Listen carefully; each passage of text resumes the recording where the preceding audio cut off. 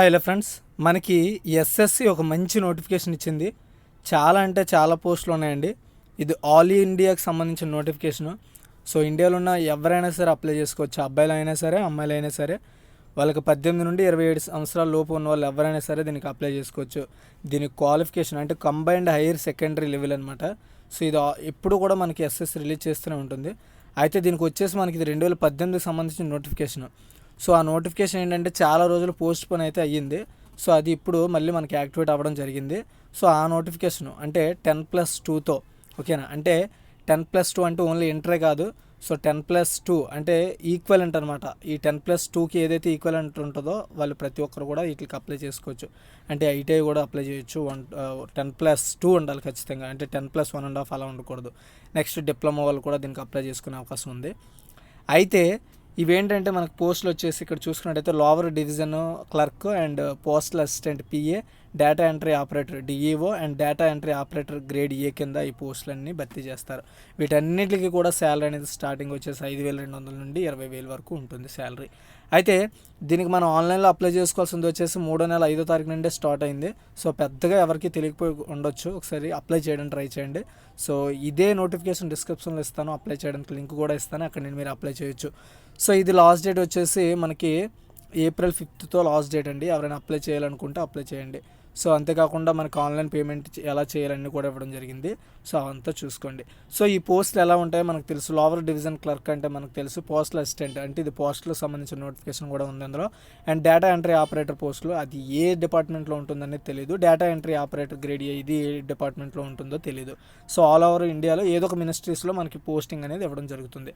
So ఓకేనా. So అంతేకాకుండా దీనికి చూసుకున్నట్టయితే మనకి మెడికల్ అంటే డిజబిలిటీ ఉన్న వాళ్ళు కూడా దీనికి అప్లై చేసుకోవచ్చు. కాకపోతే వాళ్ళకు ఉన్న స్టాండర్డ్స్ అనేవి ఇక్కడ ఇవ్వడం జరిగింది. అవి చూసుకొని అప్లై చేయాలి. ఏజ్ లిమిట్ వచ్చేసి 18 to 27 ఇయర్స్ లోపు ఉన్న వాళ్ళు అప్లై చేసుకోవచ్చు. సో అది నెక్స్ట్ వచ్చేసి మనకి ఎస్సీ ఎస్టీ వాళ్ళకి, ఓబీసీ వాళ్ళకి, ఫిజికల్ డ్యామేజ్డ్ అన్రిజర్వ్డ్ క్యాండిడేట్స్కు, ఓబీసీ వీళ్ళందరికీ కూడా ఏజ్ రిలాక్సేషన్ కూడా చాలా చాలా మంచిగా ఇవ్వడం జరిగింది. అది కూడా ఒకసారి మీరు చూసుకొని అప్లై చేయండి. అండ్ ఇంకో విషయం ఏంటంటే ఇక్కడ మనం పెద్దగా తెలుసుకోవాల్సింది ఒకటి సెలక్షన్ ప్రాసెస్ ఏంటంటే Tier 1, Tier 2, Tier 3 ఈ విధంగా ఉంటుందన్నమాట. ఓకేనా. సో Tier 1లో ఏంటంటే మనకి ఎగ్జామ్ కండక్షన్ చేస్తారు. Tier 2లో ఏంటంటే మనకి స్కిల్ టెస్ట్ చేస్తారు. Tier 3 అనేది డాక్యుమెంట్ వెరిఫికేషన్, ఇంటర్వ్యూస్ ఇలాంటివన్నీ కూడా కండక్ట్ చేయడం జరుగుతుందన్నమాట. సో ఓకేనా. దీనికి సంబంధించి ఎగ్జామ్ ఫీజు వచ్చేసి మనకి ఇక్కడ చూసుకున్నట్టయితే చూడండి, ₹100 పే చేయాల్సి ఉంటుంది. అండ్ అంతేకాకుండా ఉమెన్ క్యాండిడేట్స్ అండ్ అంతేకాకుండా షెడ్యూల్ క్యాస్ట్ అంటే SC, ST and PWD candidates, ex servicemen candidates ఎలాంటి ఫీజు కూడా పే చేయాల్సిన అవసరం లేదు. సో ఆన్లైన్లో అమౌంట్ అనేది మనం 4వ నెల 7వ తారీఖు వరకు అప్లై చేయొచ్చు, అంటే పే చేసుకోవచ్చు.